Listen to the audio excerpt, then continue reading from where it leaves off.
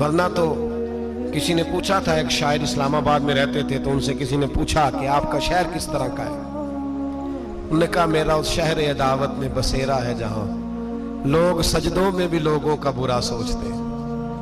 मेरा उस शहर अदावत में बसेरा है जहां लोग सजदों में भी लोगों का, नमाज पढ़ते हुए कहते हैं देखो कितनी बू आ रही है इससे, कपड़े नहीं बदल के आया, नमाज पढ़ते हुए भी साथ वाले के बारे में बुरा सोच रहे। जब आजी सैयद अहमद कबीर रिफाई रहमतुल्लाह ताला अलैह, ये सिलसिला रिफाइया के शेख हैं आला हजरत रहमतुल्लाह अलैह ने इनकी बड़ी तारीफ लिखी है फतावा रज़विया में। मिस्र के अंदर सिलसिला रिफाइया और शाज़िलिया, बहुत सारे लोग इस सिलसिले में मुरीद हैं। सैयद अहमद कबीर रिफाई इतने बड़े सूफी थे कि मेरे मुस्तफ़ा करीम सल्लल्लाहु अलैहि वसल्लम के रोजे पर हाजिरी देने गए। नबी पाक की बारगाह में हाथ दुआ करें, अल्लाह हम सबको वहां हाजिरी नसीब फरमाए, अल्लाह हम सबको बार बार ये मौके अता फरमाए।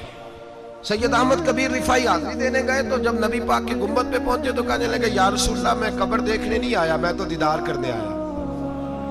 हुजूर ये तो ज़ियारत में करता रहता था, दीदार करने आया। ये कह के रोने लगे। इतनी देर रोए कि मेरे मुस्तफ़ा करीम ने अपना दस्ते मुबारक कब्र से बाहर निकाल दिया, हाथ मुबारक बाहर आया। 10,000 लोगों ने देखा। कितने लोगों ने? अब यहां भी लोगों को शक होगा जी कैसे बाहर आया, तो बुखारी सुना देता हूं, मसला जरा हल हो जाए। मस्जिद नबी की तामीर हो रही थी, तामीर तो कहते हैं कि दीवार नहीं, तामीर करते वक्त ना एक दीवार गिरी, ये बुखारी के लफ्ज है।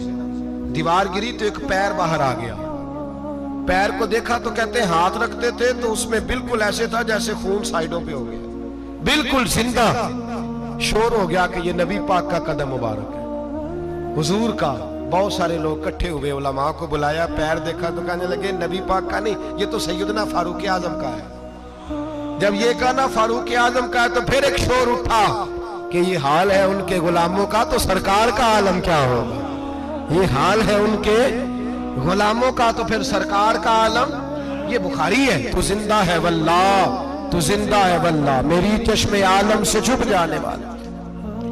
सैयद अहमद कबीर रिफाई इतने बड़े, नबी पाक सल्लल्लाहु अलैहि वसल्लम ने दस्ते मुबारक बाहर निकाला, 10,000 लोगों ने देखा। किसी ने हजरत सैयद अहमद कबीर रिफाई से पूछा कि बाबा इतना बड़ा दर्जा,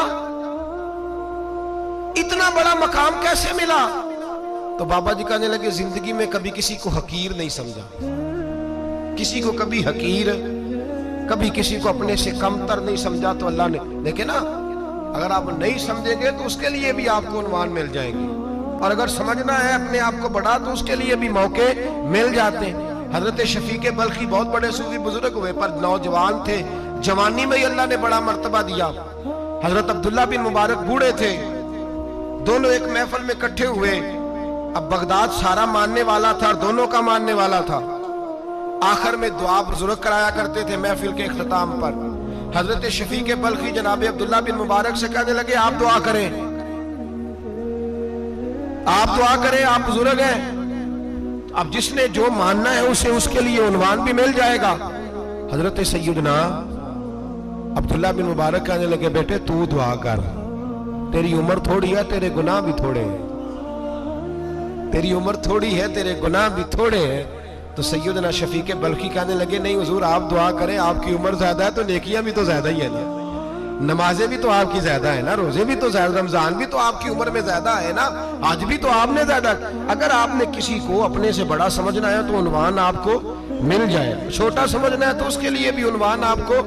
बात तो ये है कि आप क्या करना, अगर आप किसी को हकीर समझना चाहते हैं तो बात खत्म हो गई।